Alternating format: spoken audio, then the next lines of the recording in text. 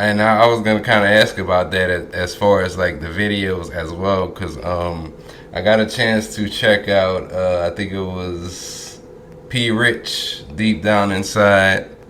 Oh yeah, that's my boy Yeah, right there. yeah, and also Young Spade. I checked that out as well. Now, as videographers, like, what's mainly your role in terms of like working with this talent? Do you, because I know a lot of times some talent they may get together and just go to a spot and just start shooting, but then you have some other talent that actually want to do a story with their actual music video. So like what role do you play as far as helping the artist when it comes to video production? I'm gonna let the youngin take that. Go ahead. All right, so when it comes to videos, normally people they want to do a run and gun video, so that's just like, oh, let's pick a day. We pick a day to shoot a video, and they pick a couple locations, and we just shoot it like a quick video right there.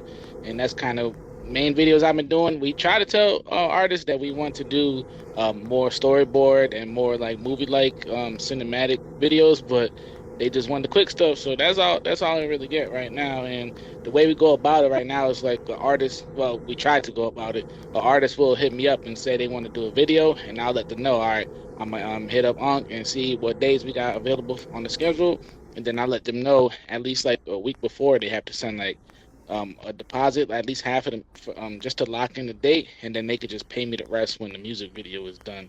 So that's pretty much how I do it. The only thing that's frustrating about that is like people be like, yeah, I'm gonna give the money to you by Wednesday, or let's do a music video. And I say, yo, you still trying to shoot the music video? And then they go ghost. Crickets. Yeah, yeah. All right. So what I like to do is I like to have the artists actually challenge us for what we have to offer because we have a lot of equipment and things that we weren't able to use with these run and gun type videos. Like my nephew stated, we would like to get some artists that would like to sit down and discuss and plan out a storyboard and make it like elaborate, a movie type thing, so we can actually show what we have in our arsenal and the capability that we have when we go into post. How long has the podcasting been going? We in our third season right now. Yeah. Wow, wow. Now, what made you want to go the route of also starting a podcast? Because, like myself, before I did this, I actually used to do, and I think I talked about it a little bit on your show as well, but I used to do another online radio show. And at that point in time, I stopped in 2016 ish. And the couple of years that came before COVID, I was already kind of thinking about getting back into the podcast space until COVID happened, and that's when I really decided to get back into it. So, like, what made you want to get into this space? Well, I wanted to use another avenue and give artists a different platform that we could connect with them with. And it would also open up opportunities for us to connect and network with artists. So that's the reason why we got into podcasts, because it was something different than just the videos. Because with the videos, you got to approach artists in a different way. With this, you invite them on to your podcast, and then you can like actually just say, okay, we also offer this as well. So I just thought it was as a better opportunity for us to connect with artists in a different way. Yeah, Yeah, and for yeah. Oh, go and ahead. for and for me, it was like I always follow Aunt Lee because he never steered me the wrong way, and we started off doing the videos. So when he told me if I want to do a podcast, I was like, yeah, why not? Like he says, let's talk music. So he always gives me like freedom to like put my input. Like, what do you think the podcast should be called, or what segments do you think should we do? So that's how we came up with like All About Me podcast, and we made an acronym. So it means like mental elevation, music education, and music entertainment. So we try to encompass all of that into the podcast. And also, since he's the older head and I'm the younger head, so I could connect with like the people that are like, I'm 30 now, so I could connect with the people that's like 40s and below 30, 20s and stuff, the teenagers and the kids. And then Unc could connect with the older heads, the people with 50s, 60s, and people even older than that.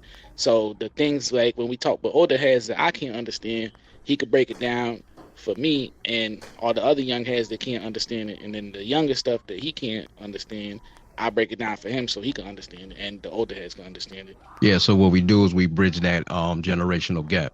Yeah, yeah, man. That's actually really cool, man. I hope, one day I could possibly, I got a lot of nephews, and hopefully one day I could, none of them into music or anything right now, but, they're still early 20s or so, so we still got a little bit of time, but, we'll see what happens later. And, also with kind of what you said, that's kind of also the reason that I started the podcast as well. It has helped me, like, in terms of networking, whether it's you had GB on your podcast, maybe a week or two ago, but he originally was a guest on this podcast, and a few times, and then ended up meeting him in Detroit last year.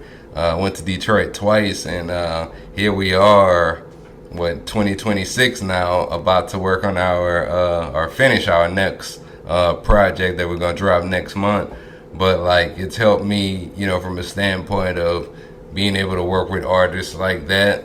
And then, aside from that, being an artist myself, some of the people that have been on the podcast, I've done music with, collectively as well. So it's helped me a lot of different ways. And I've also wanted to create a platform where independent artists can come on and talk about their music, in addition to like their experiences, how they got started creating music, their journey, and everything else. And here we are again, starting 2020, 2026, and there's some other things that I look forward to doing. At some point, I'd like to go do shows in other cities as well. So we'll see about that in the near future.